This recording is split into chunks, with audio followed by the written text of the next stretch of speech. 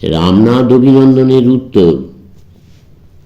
সুদীর্ঘ রজনী প্রভাত প্রায়া বোধ হইতেছে, মহা দুঃখ অবসান প্রায় প্রতীত হইতেছে, মহানিদ্রায় নিদ্রিত সব যেন জাগ্রত হইতেছে।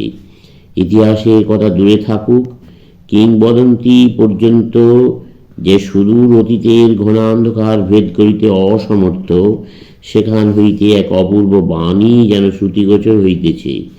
জ্ঞান ভক্তি কর্মের অনন্ত হিমালয় স্বরূপ আমাদের মাতৃভূমি ভারতের প্রতিশৃঙ্গে প্রতিধ্বনিত হইয়া যেন এই বাণী মৃদু অথচ দৃঢ় অভ্রান্ত ভাষায় কোন অপূর্ব রাজ্যের সংবাদ বহন করিয়া আনিতেছে। যতই দিন যাইতেছে ততই যেন স্পষ্টতর গভীরতর হইতেছে, যেন হিমালয়ের প্রাণপ্রদ বায়ুস্পর্শে মৃতদেহের শিথিল প্রায় অস্থিমাংসে পর্যন্ত প্রাণ সঞ্চার হইতেছে। নিদ্রিত সব জাগিয়া উঠিতেছে, তাহার জড়তা ক্রমশ দূর হইতেছে। অন্ধ যে সে দেখিতেছে না, বিকৃত মস্তিষ্ক যে সে বুঝিতেছে না। আমাদের এই মাতৃভূমি গভীর নিদ্রা পরিত্যাগ করিয়া জাগ্রত হইতেছেন, আর কেহই এখন ইহার গতিরোধে সমর্থ নহে। ইনি আর নিদ্রিত হইবেন না, কোনো বহিঃশক্তি এখন আর ইহাকে দমন করিয়া রাখিতে পারিবে না। যেন কুম্ভকর্ণের দীর্ঘ নিদ্রা ভাঙিতেছে। হে রাজন, হে রামনাথবাসী ভদ্রমহোদয়গণ, আপনারা যে দয়া প্রকাশ করিয়া হৃদয়ের সহিত আমাকে অভিনন্দন প্রদান করিয়াছেন, সেই জন্য আপনারা আমার আন্তরিক ধন্যবাদ গ্রহণ করুন। আপনারা আমার প্রতি যে আন্তরিক ভালোবাসা প্রকাশ করিতেছেন, তাহা আমি প্রাণে প্রাণে অনুভব করিতেছি। কারণ মুখের ভাষা অপেক্ষা হৃদয়ে হৃদয়ে ভাব বিনিময় অতি অপূর্ব। আত্মা নীরবে অথচ অভ্রান্ত ভাষায় অপর আত্মার সহিত আলাপ করেন, তাই আমি আপনাদের ভাব প্রাণে প্রাণে অনুভব করিতেছি। হে রামনাদাধীপ, আমাদের ধর্ম মাতৃভূমির জন্য এই দীন ব্যক্তি দ্বারা পাশ্চাত্য দেশে যদি কোনো কার্য নিষ্পন্ন হইয়া থাকে, যদি নিজ গৃহেই অজ্ঞাত ও গুপ্তভাবে রক্ষিত অমূল্য রত্নরাজির প্রতি আমাদের স্বদেশবাসীর চিত্ত আকৃষ্ট করিবার জন্য কোনো কার্যকৃত হইয়া থাকে, যদি তারা অজ্ঞাত বশে তৃষ্ণার তাড়নায় প্রাণত্যাগ না করিয়া বা অপস্থানের মলিন পয়ঃপ্রণালীর জল পান না করিয়া তাদের গৃহের নিকটবর্তী অফুরন্ত নির্ঝরের নির্মল জল পান করিতে আহুত হইয়া থাকে, যদি আমাদের স্বদেশবাসীকে কিঞ্চিৎ পরিমাণে কর্মপরায়ণ করিবার জন্য রাজনীতিক উন্নতি, সমাজ সংস্কার ও কুবেরের ঐশ্বর্য থাকা সত্ত্বেও ধর্মই যে ভারতের প্রাণ, ধর্ম লুপ্ত হইলে যে ভারতও মরিয়া যাইবে, ইহা বুঝাইবার জন্য যদি কিছু করা হইয়া থাকে, হে রামনাদাধীপ, ভারত অথবা ভারতেতর দেশে আমাদের দ্বারা কৃত কার্যের জন্য প্রশংসার ভাগী আপনি। কারণ আপনি আমার মাথায় প্রথম এই ভাব প্রকাশ করাইয়া দেন এবং আপনিই পুনঃপুন আমাকে কার্যে উৎসাহিত করেন। আপনি যেন অন্তর্দৃষ্টি বলে ভবিষ্যৎ জানিতে পারিয়া আমাকে বরাবর সাহায্য করিয়া আসিয়াছেন, কখনোই উৎসাহদানে বিরত হন নাই। অতএব আপনি যে আমার সফলতায় প্রথম আনন্দ প্রকাশ করিতেছেন এবং আমি যে দেশে ফিরিয়া আপনার রাজ্যেই ভারতের মৃত্তিকা প্রথম স্পর্শ করিলাম, ইহা ঠিকই হইয়াছি। হে ভদ্রমহোদয়গণ, আপনাদের রাজা পূর্বেই বলিয়াছেন, আমাদিগকে বড় বড় কাজ করিতে হইবে, অদ্ভুত শক্তির বিকাশ দেখাইতে হবে, অন্যান্য জাতিকে অনেক বিষয় শিখাইতে হইবে। দর্শন, ধর্ম বা নীতি বিজ্ঞানী বলুন, অথবা মধুরতা, কোমলতা বা মানব জাতির প্রতি অকপট প্রীতিরূপ সদ্গুণ রাজি বলুন, আমাদের মাতৃভূমি এই সব কিছুরই প্রসূতি। এখনও ভারতে এইগুলি বিদ্যমান, আর পৃথিবী সম্বন্ধে যতটুকু অভিজ্ঞতা লাভ করিয়াছি, তাতে আমি এখন দৃঢ়ভাবে সাহসের সহিত বলতে পারি, এখনও ভারত এই সব বিষয়ে পৃথিবীর সকল জাতির মধ্যে শ্রেষ্ঠ। এই আশ্চর্য ব্যাপারটি লক্ষ্য করিয়া দেখুন, গত 4-5 বছর ধরিয়া পৃথিবীতে অনেক গুরুতর রাজনৈতিক পরিবর্তন ঘটিতেছে। পাশ্চাত্য দেশে সর্বত্রই বড় বড় সম্প্রদায় উঠিয়া বিভিন্ন দেশের প্রচলিত নিয়ম পদ্ধতিগুলি একেবারে বিপর্যস্ত করিয়া ফেলিবার চেষ্টায় কিছু পরিমাণে কৃতকার্যও হইতেছে। আমাদের দেশের লোককে জিজ্ঞাসা করুন, তারা এই সবার কথা শুনিয়াছে কিনা। কিছুই শোনে নাই। কিন্তু চিকাগোয় ধর্ম মহাসভা বসিয়াছিল।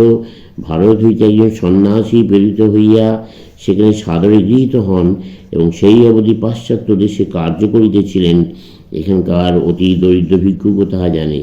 লোকে বলিয়া থাকে, আমাদের দেশের সাধারণ লোক বড় স্থূল বুদ্ধি, তাহারা দুনিয়ার কোনো প্রকার সংবাদ রাখে না, রাখিতে চাহেও না।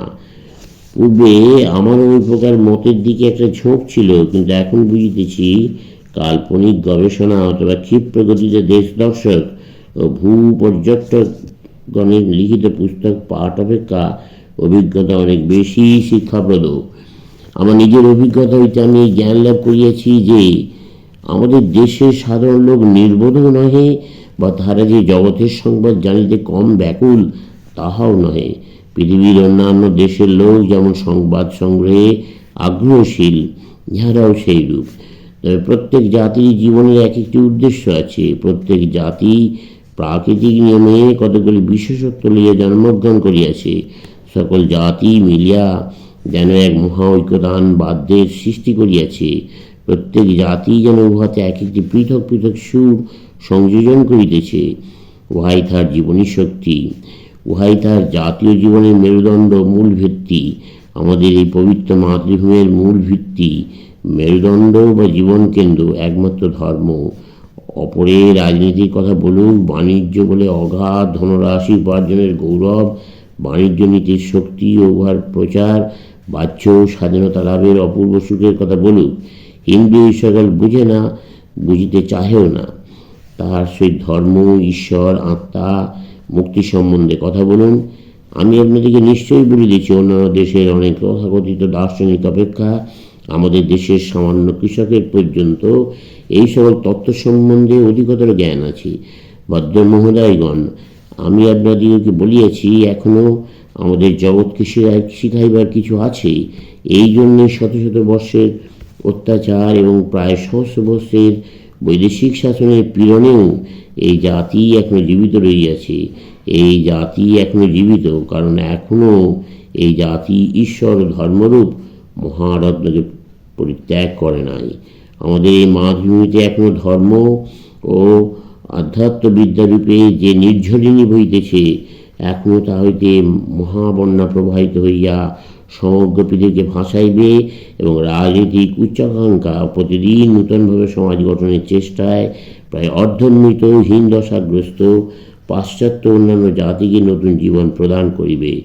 নানাবিধ মতান্তরের বিভিন্ন সুরে ভারত গগন প্রতিধ্বনিত হইতেছে সত্য, কোনো সুর ঠিক তালে মানে বাজিতেছে, কোনোটি বা বেতালা, কিন্তু বেশ বোঝা যাইতেছে উহাদের মধ্যে একটি প্রধান সুর যেন ভৈরব রাগে সপ্তমে উঠিয়া পদগুলিকে ছাপাইয়া উঠিয়াছে।